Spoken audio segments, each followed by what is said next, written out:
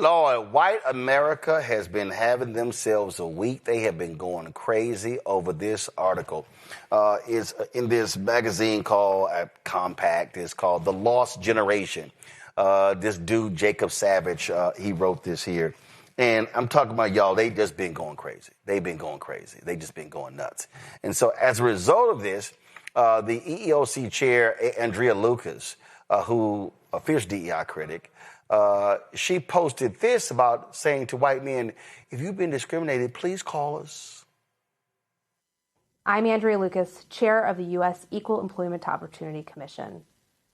Are you a white male who's experienced discrimination at work based on your race or sex? You may have a claim to recover money under federal civil rights laws. Contact the EEOC as soon as possible. Time limits are typically strict for filing a claim. The EEOC is the federal agency charged with enforcing federal anti-discrimination law against businesses and other private sector employers. The EEOC is committed to identifying, attacking, and eliminating all forms of race and sex discrimination, including against white male applicants and employees. Check out EEOC.gov to learn more and read our one-page explainer about DEI-related discrimination. I mean, these folks have been going crazy. They have just been, all these white dudes, egged on by Elon Musk, on Twitter, because, he changed the algorithm. They just been going on and on and on and on and on and on and on. Oh, my God, I experienced this here. And a whole bunch of these folk ain't got no talent whatsoever. But see, y'all got to understand something. See, these folks, they believe that white men are the answer to everything. In fact, that's super racist. I mean, Matt Walsh, it ain't even a question. He's an absolutely white nationalist, white supremacist racist. He was putting out these videos saying that's right. Oh, yeah, America is going to be so much better. And our society has gotten worse. Our society has gotten worse because white men have been excluded. Okay, if y'all want to watch the stupidity, again, listen to this fool in his lumberjack shirt. The biggest and most important downstream consequence of this open discrimination against white men is that everything in society gets worse as a result. That is the second order effect that the Compact piece doesn't really get into. It's the third rail, the part you're not supposed to talk about. But the truth, which everybody intuitively knows, is that things were a lot better back when white men were not being discriminated against by every institution in the country, but instead were running most of them. And the fact of the matter is that a hugely disproportionate number of our greatest leaders, innovators, pioneers, explorers, philosophers, and so on have been white men.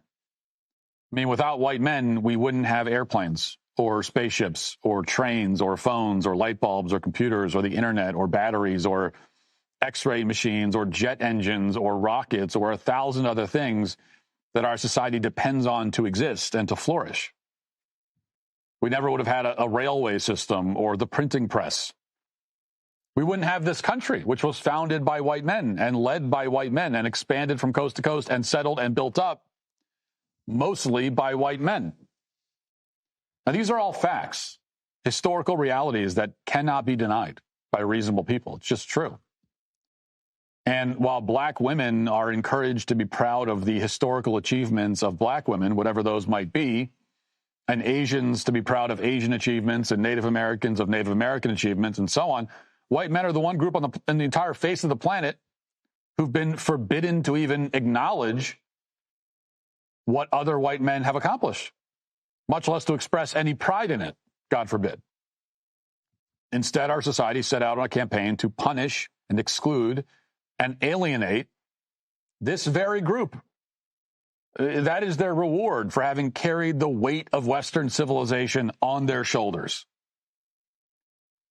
But white men, as it turns out, they're not just good at building and flying spaceships. They're also good at writing television shows and covering the news and teaching students at the university level and so on.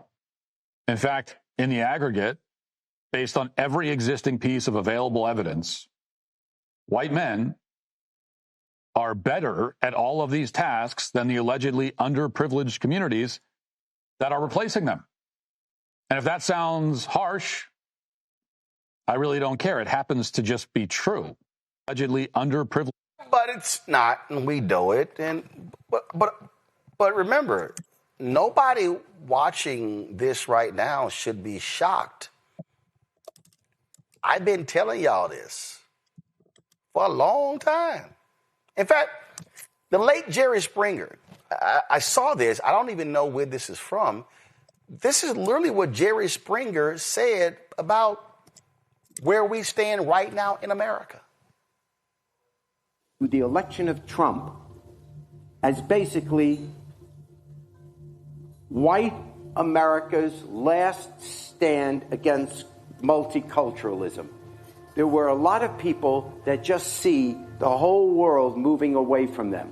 They see all this globalization. They see their kids dating someone of a different religion or a different race. They see gay marriage is suddenly okay. They see all these things happening. They see the music. They see the television shows. They see everything moving to the left. And how do they stop it? How do they stand up and say, we've had enough? And when you look at where Trump's votes came from, they literally came from communities where there are no Hispanics living, where there are no blacks living, where there are no Muslims living. So how did these people even feel threatened by multicultural America? It's just they want to say time out to this liberalization of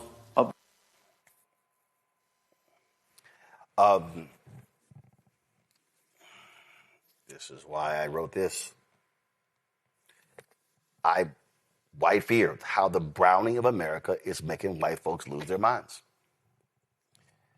This piece by this dude, Jacob, these white men have been going crazy. Oh, they have been losing their mind. I'm telling y'all, we've been saying this because they believe that white men deserve everything. These white men are so arrogant that they walk in going, oh, that's my job. It's the equivalent of them walking into a cafeteria saying, why are you sitting in my seat? I'm sorry, this was first come, first serve. No, this is my seat. Why did I pull up the cover of White Fear? I need y'all to understand, why did I choose this photo? I chose this photo for a reason. That's not just happenstance that this is the photo that makes up the cover of my book, White Fear. When I was sitting here going through, I chose it for a reason. And what was the reason? Because when I saw all these different pictures or whatever, come to my iPad. I'm going to zoom in on it. What this photo says, I want y'all to understand why I picked this photo. So when you look at this photo right here, you've got the U.S. flag. You've got this Trump 2020 flag. I'm shocked there's no Confederate flag in here. I'm sure it may be somewhere. You got the United States Capitol, and you got this white man. His arms are outstretched, and he's saying, all of this is ours. That's why I chose that photo. Why were they protesting the election? Because Donald Trump kept singling out Fulton County, Atlanta, Philadelphia, Detroit, and Milwaukee. What do those four have in common? 4 black cities. So they were angry that black people turned out and voted. And see, what we need to understand, what this whole deal is, the attack against DEI, what you're seeing with ICE and deportation, what you're seeing all of this, y'all, it's dawned on them that, oh, shit, we can't reverse it. If you look at the social media feed of Elon Musk, he is constantly talking about birth rates.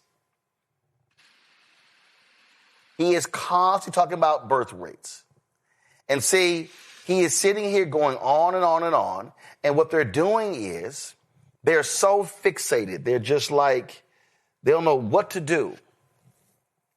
They're angry. They're upset. Because this nation is no longer about whiteness. Why did Donald Trump stand up last week in Philadelphia and say, can we get a few more from Sweden, from Denmark, from Finland?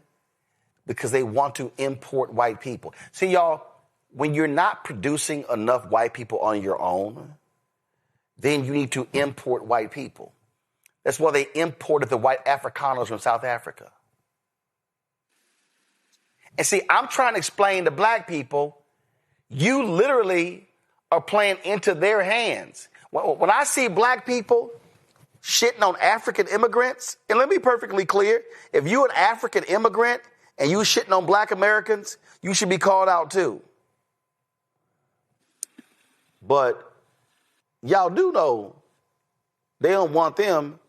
And if we sounding just like the white supremacists, what do we sound like?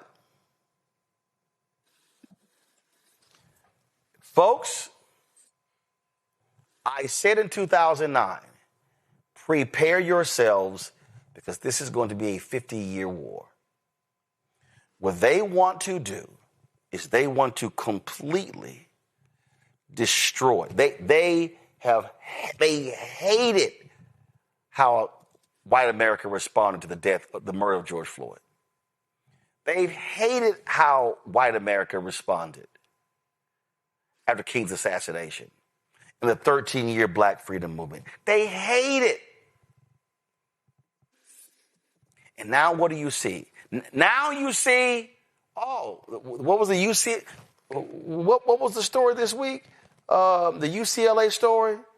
It was in the Hollywood Reporter.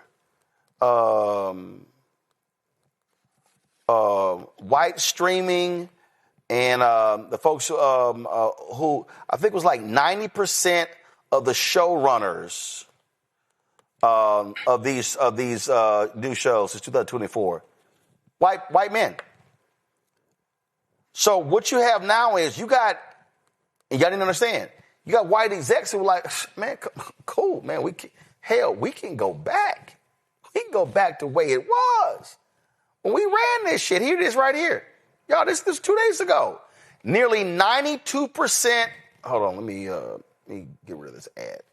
Nearly 92% of the top scripted streaming series come from white creators. Women in leading roles slipped from 39% last year to 34%. This is the annual survey put out by the UCLA Hollywood Diversity Report. Look at this here. 91.7% of the top scripted shows on streaming have white creators. Even more granularly, 78.9% have white male creators.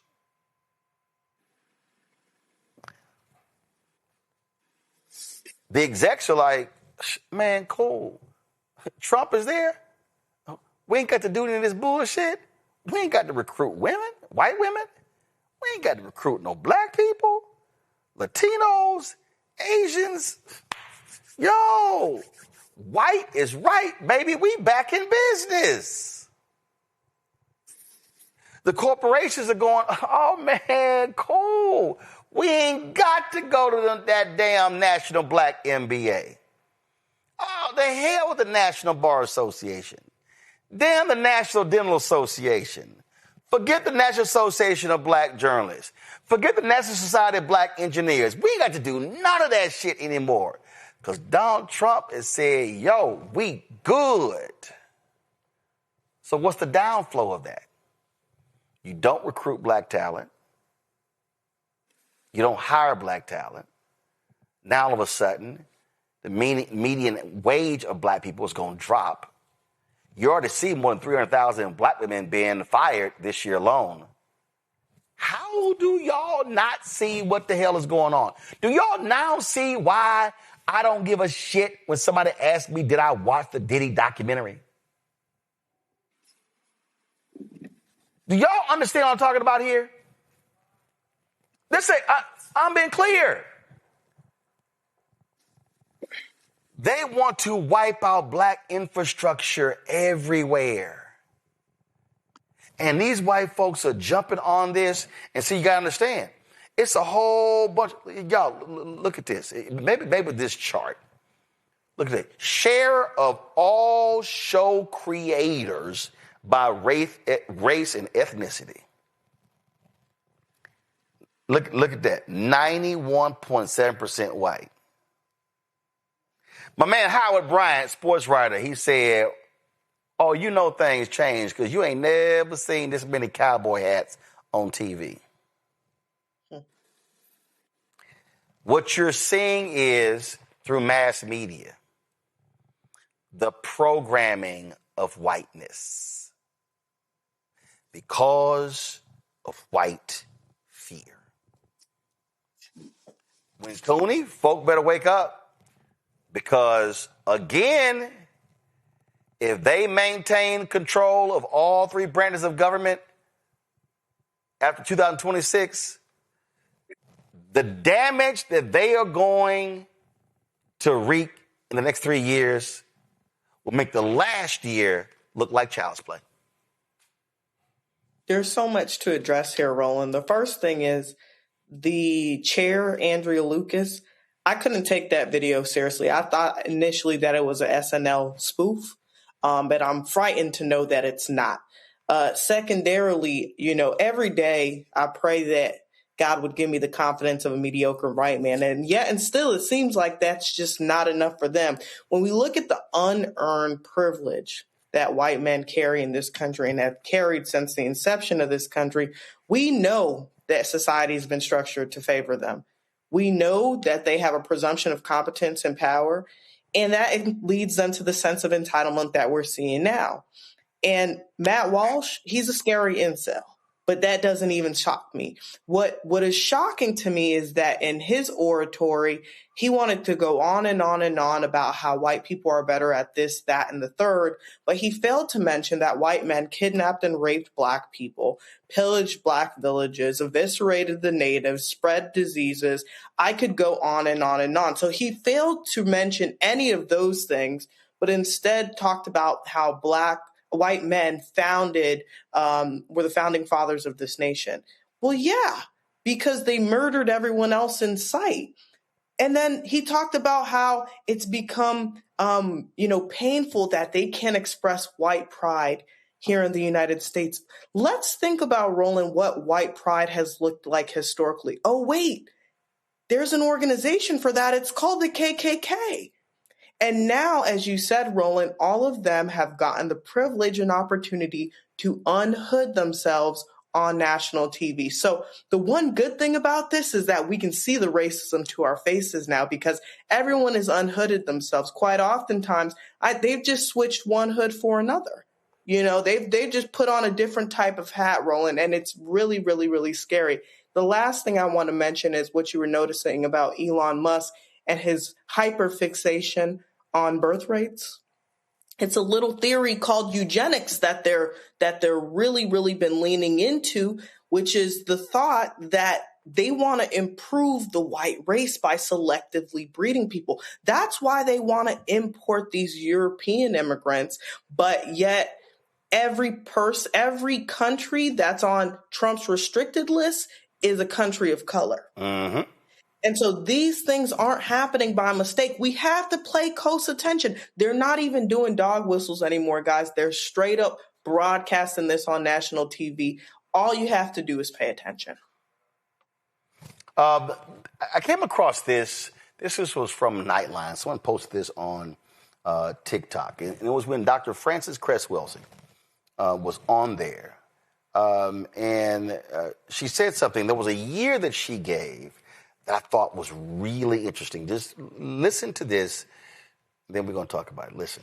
Well, let me say this, that 6 million Jews were killed, and it was a plan to kill them. There was a Wannsee conference in Germany where officials sat down at a conference table and planned to kill 11 million. The Semites of the Jewish religion did not believe that anybody would do that to them. And when people began to talk about something is being planned to destroy us, I suppose then also that people said, oh, that's a conspiracy, nobody would do it. Are you seriously suggesting that there is a comparable plan in the United States today? Are you really? See, wait a minute. We have to see the thing that we're not doing and the thing that we are constantly avoiding is talking about racism. Now, let me tell you what I understand racism to be. Racism is a behavior system that is organized because white people are a minority on the planet. They are a tiny minority of the world's people. The black, brown, red, and yellow people are the world majority. That's right. Not only that, white people are genetic recessive in terms of skin coloration. You see somebody like whose skin is white, if they have sexual relations with a black person, the product is colored. And there is the fear of white genetic annihilation. It existed in Europe. It existed in Germany. It exists here today. And this is why people, it's written about in the Washington Post, in the New York Times, in the Washington Times, when there are discussions that go on like this by year 2080. The majority people in this area of the world are going to be the blacks, the Hispanics, and the Asians. Oh my, we must do something about it. Mr. Koppel. Now, you see, it's the same discussion that goes on in South Africa. Let this gentleman respond. But let me just finish this quickly, and then I'll say. You've had a good long run, but so. Let me just say this: that if we understand the white fear of genetic annihilation, which was why Willie Horton could be used as a very profound symbol by the Republican Party to win its election, then we will understand what is happening to the black male in this society. The black male is the threat to white genetic annihilation. Right. And so he is profoundly attacked in this society. And if we begin to understand that, we understand what happens to the black family. If you remove the father, then the son is wandering around confused, doesn't know what to do, will get together in a gang, and ends up being depressed, getting on drugs, and going to prison. And in the United States, in Washington, D.C., I believe we have the second highest incarceration rate, second only to South Africa. And so in South Africa, you have black men. You have black men in the work camps, and the women on the Bantu stands, and here we have the black men in prison and the women in the projects, and the male children going unfathered. Now, I say that racism is responsible. Okay, go ahead, sir. All right, so Michael, this one jumped out at me. And I've been trying to figure out when this was broadcast. Mm-hmm. And this is the thing that I need everybody to understand. She said 2080. Right. Okay, 2080. Then it became 2070, then 2065, then 2060. Then 2055, then 2050, then 2045, then 2040. Then it got, all of a sudden, now you get 2039, 2038. And everybody was, see, when it first happened, folks were like, man, listen, that thing is so far off, I ain't even going to be here. Folks said, ain't no big thing. But all of a sudden, that thing kept dropping. Now it's 2043. That's a 37-year difference. So when that report, I remember when the report came out, America one day is going to be a nation majority people of color. People said, man, that's 2080. Oh, hell. Now it's like, oh, damn.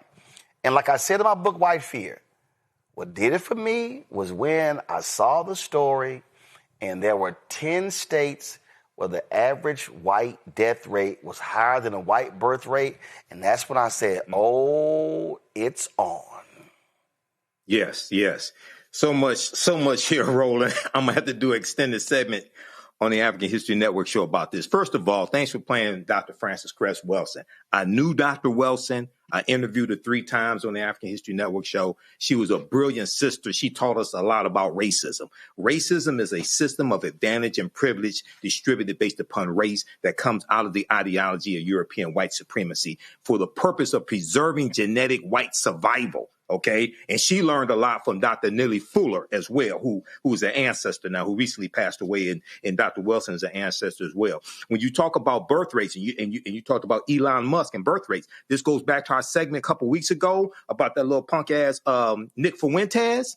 And I talked about how white people, the percentage of white people in America in the 2020 census dropped to 57%. Alarm bells went off because that's the first time their percentage dropped below 60% since 1790 when the first census was taken. So she hit the nail right on the head, and this is connected to Project 2025 with the attack on diversity, equity, and inclusion. You have to understand, Andrea Lucas, the white woman who you just played in that PSA, she's the chairwoman of the Equal Employment Opportunity Commission, a civil rights commission. And one of the initiatives of the Trump administration is to go after white grievance and to position white people, especially white men, as the ones who have been discriminated against by diversity, equity, and inclusion, civil rights laws, etc. And all you got to do is read the article from Axios.com from April 1st, 2024. It's not an April Fool's joke. It's called Trump Allies Plot Anti-Racism Protections for White People. And this article talked about what would happen in a second Trump administration. And it said if Donald Trump returns to the White House, close allies want to dramatically change the government's interpretation of civil rights era laws to focus on, quote, anti-white racism rather than discrimination against people of color. Now, this came out 7-8 months before the 2024 election. Axios.com warning us what was going to happen. This is why elections have consequences. This is why you have to watch the Black Star Network, because we told you what the hell was going to happen. And too many black people, too many Latinos, etc., sat their asses at home. Okay, this is why the 2026 midterm elections are so important. Okay, we got to vote these people out. And in addition to Republicans not running and things of this nature, more right-minded African Americans have to run and seize power and utilize power when they seize it, when they gain it. Matt, this was the New York Times, June 20th, 2018. Fewer births than deaths among whites in majority of U.S. states. Come on, switch, guys. Come on. Thank you. Right here. Fewer births than deaths among whites in majority of U.S. states. That was 2018. This is why these folks have been losing it. And so people need to understand the basis of the attacks. Their whole deal is if we can severely destroy or in a significant way dismantle, weaken black infrastructure, then it's going to be a long time for them to try to rebuild. That's what all this is about. This is literally about how can we, that Louisiana versus Cali decision, Republicans are sitting here going, ooh, man, ooh, if they rule in our favor and they weaken Section 2, we could wipe out 19 to 30 black and Latino congressional seats. Oh, wait a minute. We could wipe out black state legislative seats. We can wipe out black county commissioner seats, city council seats, school board seats. And that will cement our power. That's what's going on.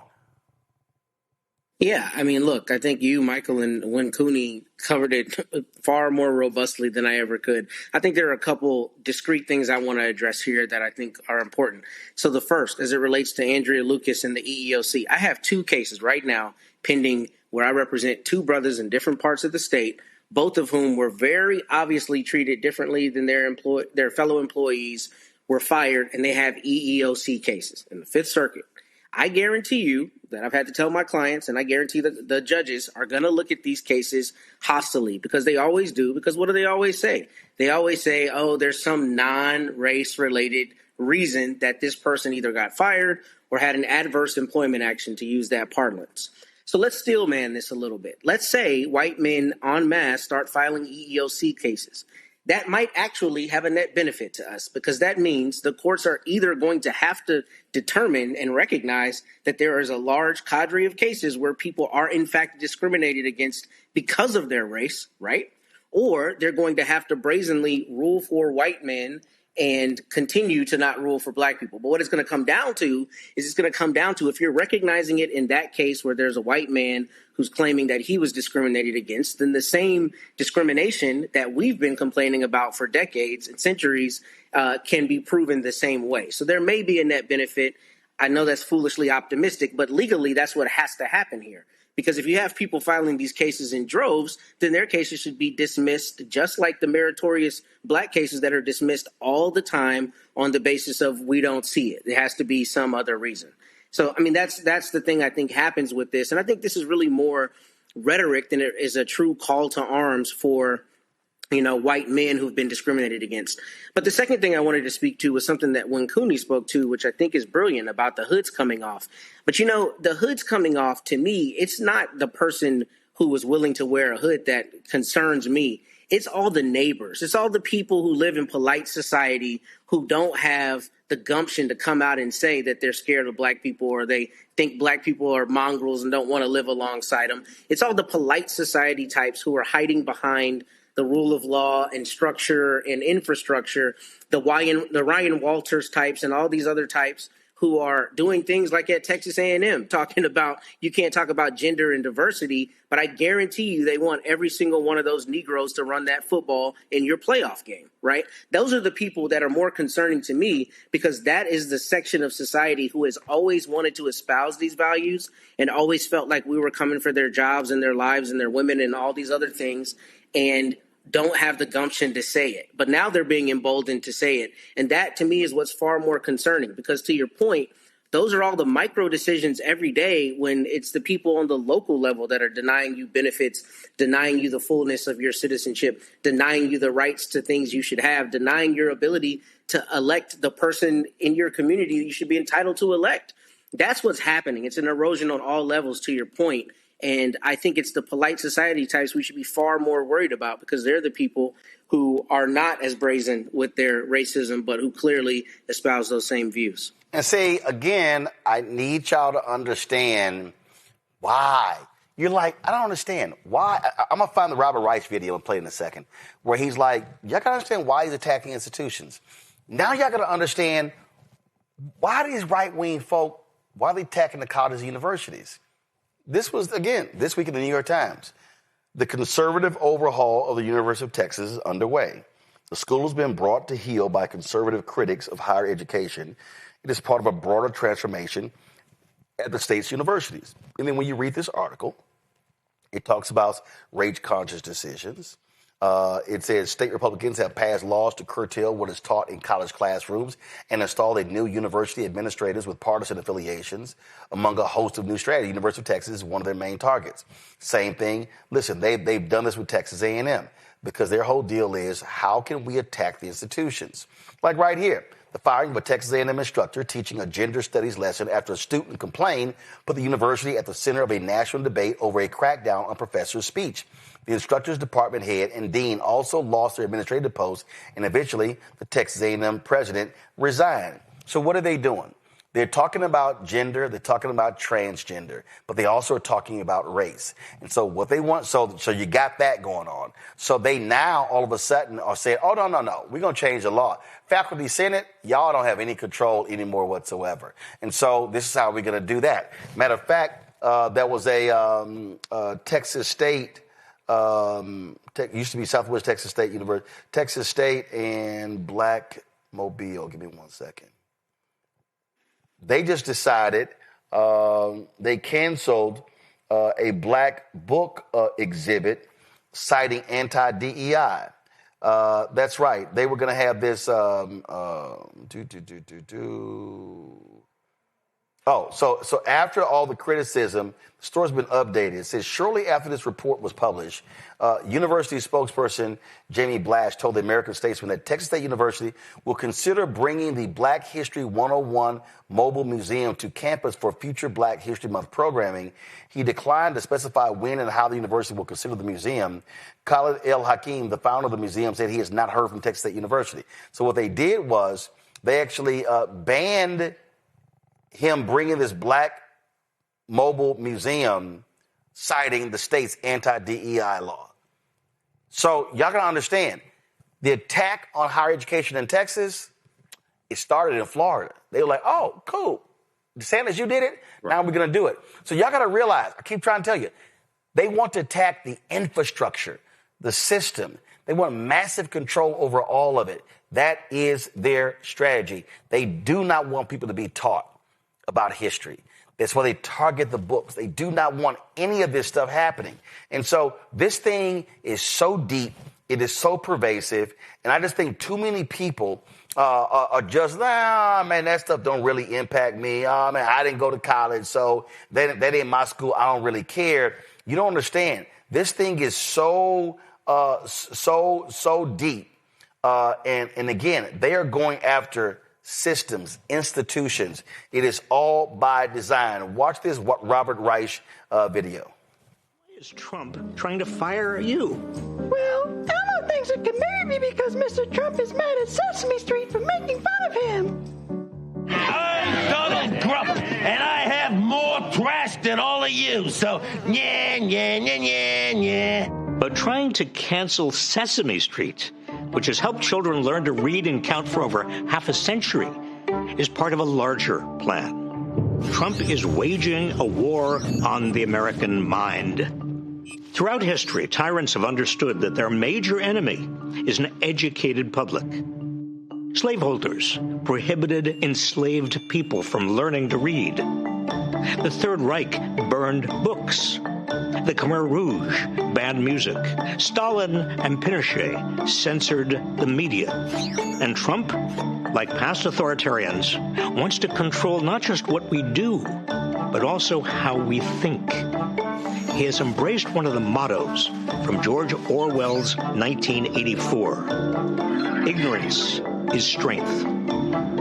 He knows that an uninformed public is easier to divide and conquer. I love the poorly educated. There are 5 facets to the authoritarian attack on our minds. Number 1, rewrite history. The protagonist of 1984 works in the so-called Ministry of Truth, where he's made to literally rewrite history because Big Brother knows that he who controls the past controls the future.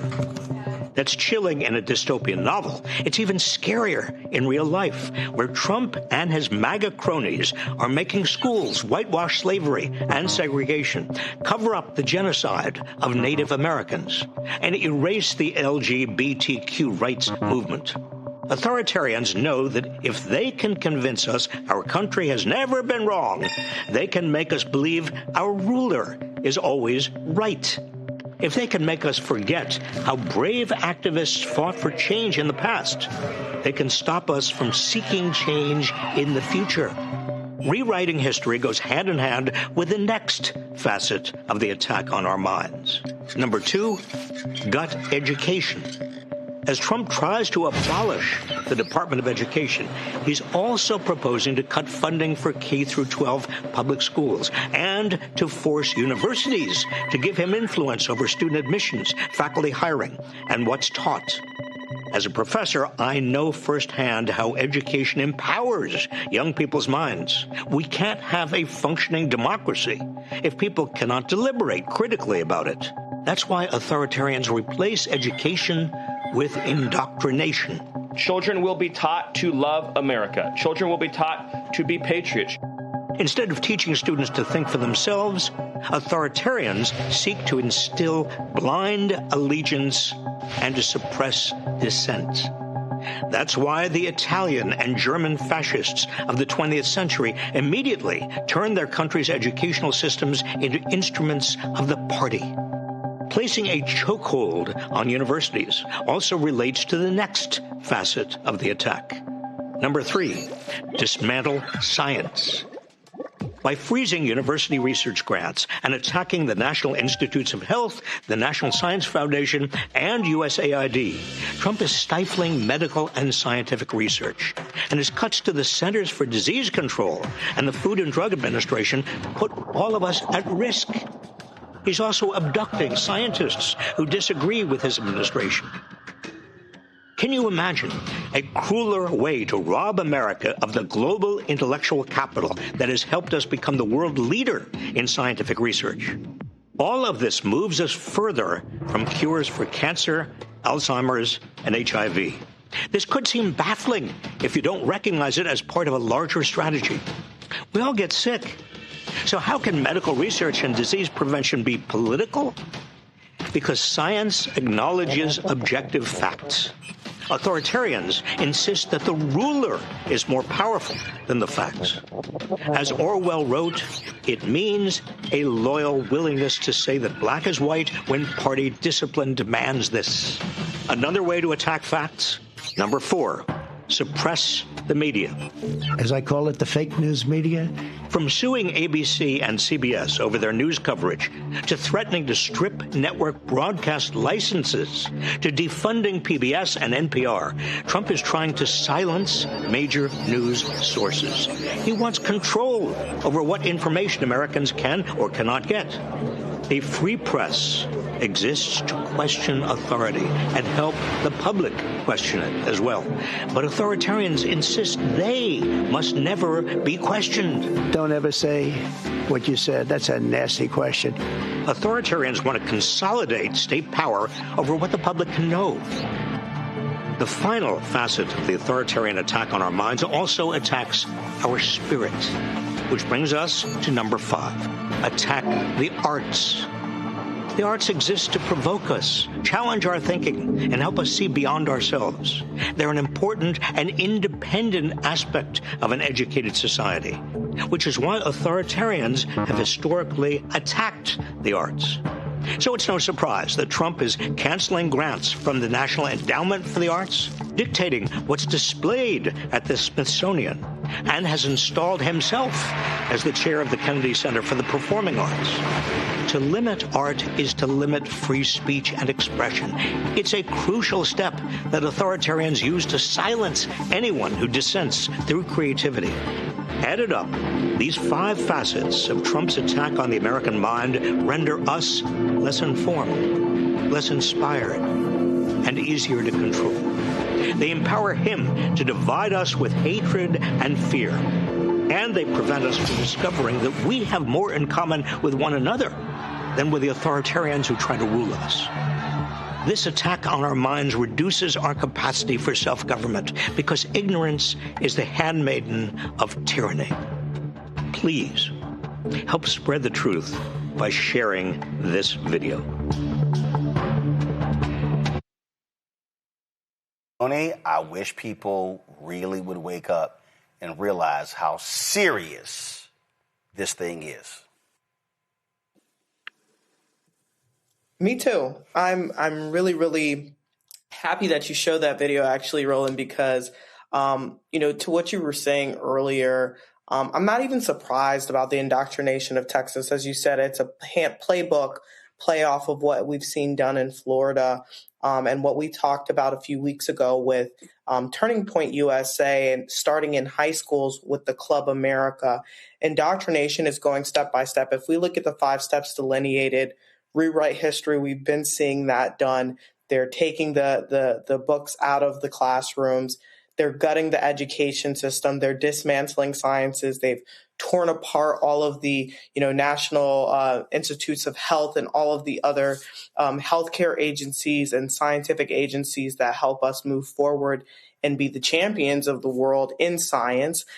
They've suppressed the media. Thank goodness for Black Star Media and that it's not controlled by the powers that be. And they've attacked the arts, and even mentioning that Trump installed himself as the head of the Kennedy Center, and we saw what happened today with his attempted renaming. And so these these facets have been followed to a T. And like I said before, we're on the cusp of fascism. Anyone who's looking closely at this, it's a playbook play for fascism. Trump wants to install himself as a dictator, as a king, and he's doing an excellent job at carrying out these things step by step. So I think as Black America, we have to wake up and make sure that, again, we're making sure that we are assessing our political capital in these upcoming 2026 elections. When you say that politics don't matter and it doesn't matter what you do at the polls, this is exactly the type of president that we get. A lot of Americans are seeing now that it actually does matter. Politics does actually hit close to home. And if you're not paying attention, quite frankly, you have to be after seeing this video. This is your chance to own a piece of the creator economy. And with Start Engine, investing in Fanbase couldn't be easier. Just visit startengine.com/fanbase and click Get Equity. Opportunities like this don't stay open long, but your investment can help build a platform that pushes the future of social media forward.